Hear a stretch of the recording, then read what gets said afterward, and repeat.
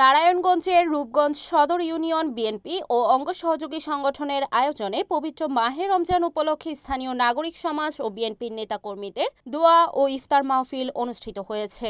গতকাল 15 মার্চ শনিবার বিকালে উপজেলার ইউসুফগঞ্জ স্কুল অ্যান্ড কলেজ মাঠে এ দোয়া ও ইফতার মাহফিল অনুষ্ঠিত হয়। নারায়ণগঞ্জ জেলা ছাত্রদলের সাবেক 1 নং সিনিয়র সহসভাপতি আবু মোহাম্মদ মাসুমের সভাপতিত্বে প্রধান অতিথি হিসেবে উপস্থিত ছিলেন বিএনপির কেন্দ্রীয় নির্বাহী কমিটির সদস্য ও বিজিএমইএ সভাপতি বীর মুক্তিযোদ্ধা কাজী মনিরুজ্জামান মনির।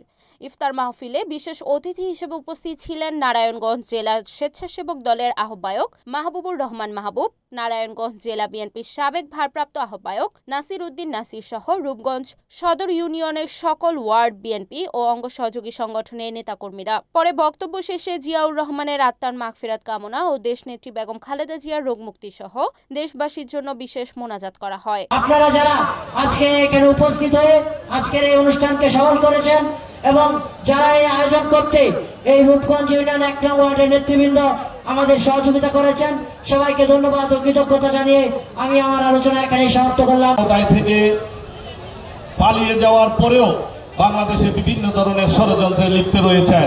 আজকে বাংলাদেশে একটি অবাধ, সুষ্ঠু, নিরপেক্ষ নির্বাচন অনুষ্ঠানের জন্য বিএনপি বারবার আহ্বান করে যাচ্ছে, কিন্তু বিভিন্ন ধরনের ষড়যন্ত্রকারীরা বাংলাদেশে যেন অতি সহজে কোনো নির্বাচন না হয় সেজন্য গভীর ষড়যন্ত্রে লিপ্ত হয়েছে।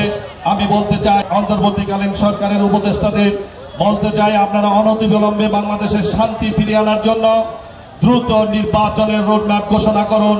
অন্যথায় জাতীয়তাবাদী দল এই নির্বাচনের রোডম্যাপ ঘোষণা করার জন্য যে আন্দোলন সংগ্রাম দিবে, সেই আন্দোলন সংগ্রামে আমরা বীর মুক্তিযোদ্ধা জনাব কাজী মনির সাহেবের নেতৃত্বে আমরা সেই আন্দোলন সফল করব। আমরা এই বাংলাদেশ জাতীয়তাবাদী দল এই অন্তর্বর্তী সরকারের কাছে একটি অতি দ্রুত নির্বাচন চাচ্ছি।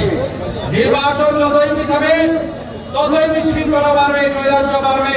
Report Enamul Haque, NAN TV, Narayanganj.